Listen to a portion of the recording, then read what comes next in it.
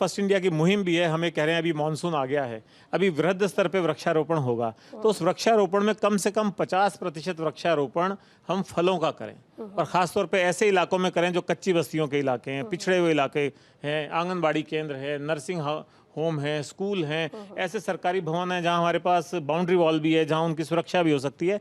तो आने वाले 2-3 साल में जब वो पेड़ फल देने लगेंगे तो उसका उस कमज़ोर तबके को, ऐसे लोगों को जिनके पास फल लेने के लिए साधन नहीं है, उनको भी उसका लाभ मिलेगा।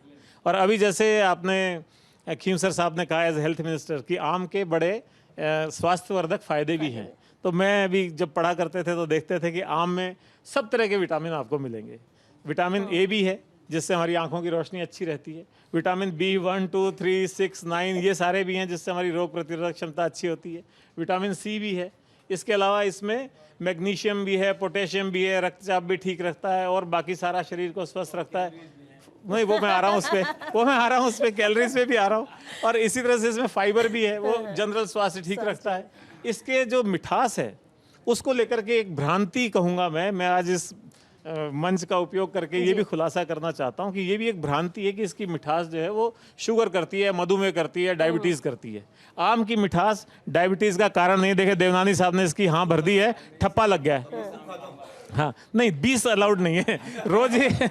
रोज एक खाम खाना बिल्कुल अलाउड है, और रोज एक खाम खाने से आपका स्वास्थ्य अच्छा होगा। आपको हाँ, तो मिनिमम देवनानी साहब कह रहे हो मिनिमम एक आम रोज जरूर खाते हैं और फिर भी इतना एकदम स्वस्थ हैं।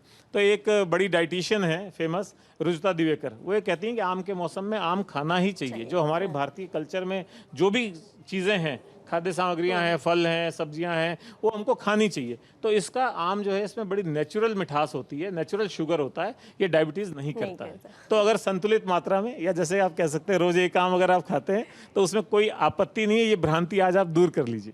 एक बार फिर यहाँ इतना खुशनुमा माहौल है और आम के जो फेस्टिवल है तो उसकी प्रासंगिकता एकदम अपने आप ही साबित हो रही है। सब लोग इतने अच्छे माहौल में आम का स्वाद ले रहे हैं और अभी आगे भी लेंगे।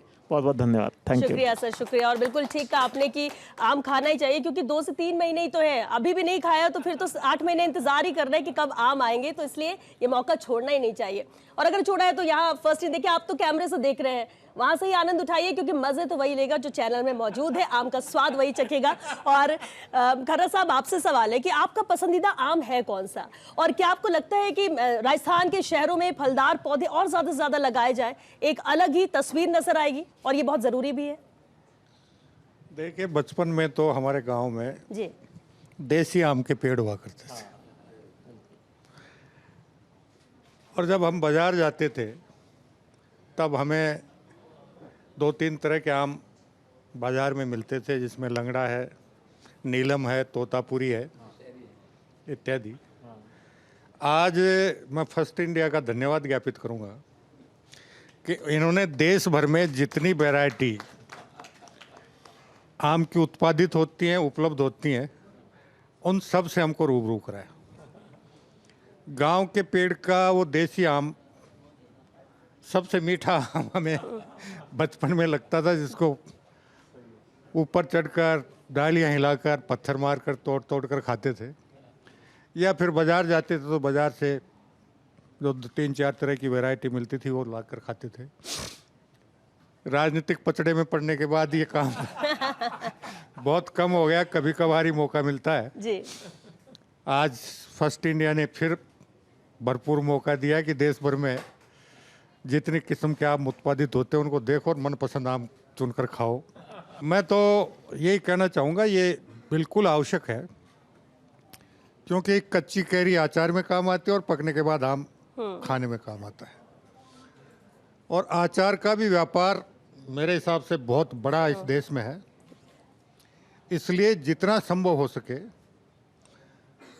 आम के पेड़ लगें, उनका पालन पोषण हो, और आम गरीब व्यक्ति चाहे अचार के व्यवसाय के माध्यम से, चाहे आम के पेड़ के आम तोड़कर उसको बेचने के माध्यम से अपना रोजगार उत्पन्न करें। जितने ज़्यादा आम के पेड़ लगेंगे, जितना ज़्यादा आम का उत्पादन होगा, उतना ही जिसके घर में आम का पेड़ होगा उसको उतना ही लाभ मिलेगा। हमारे सामान्यतः उत्तर प्रदेश और दक्षिण भारत में आम की ज़्यादा पैदावार होती है, और एक सबसे बड़ा, मैंने पहले भी सरकार को सुझाव दिया था जब मैं पंचायत राज का जनप्रतिनिधि प्रधान हुआ करता था। मैंने कहा नरेगा में मिट्टी इधर से उधर करने के बजाय अगर मटेरियल कॉस्ट में आप इनको फलदार पौधे उपलब्ध करवा कर लगवाएं बिल्कुल जी, हाँ। और मजदूरी के रूप में उसकी देख रेख के लिए उपलब्ध करवा दें, तो ग्रामीण गरीब परिवारों की अर्थव्यवस्था में एक क्रांतिकारी परिवर्तन आ सकता है। और इस संबंध में आंध्र प्रदेश की सरकार ने कुछ प्रयास भी किए थे। राजस्थान में कुछ जगह प्रयास हुए, लेकिन बाद में ये प्रयास आगे नहीं बढ़ पाए। आज भी बहुत सी सरकारी योजनाएं जिनके माध्यम से अगर ग्रामीण क्षेत्र में आम गरीब आदमी को बागवानी के क्षेत्र में प्रोत्साहित किया जाए तो उनकी आर्थिक स्थिति बहुत अच्छी तरह सुधर सकती है, क्योंकि इसमें दोनों फायदे साथ मिलेंगे।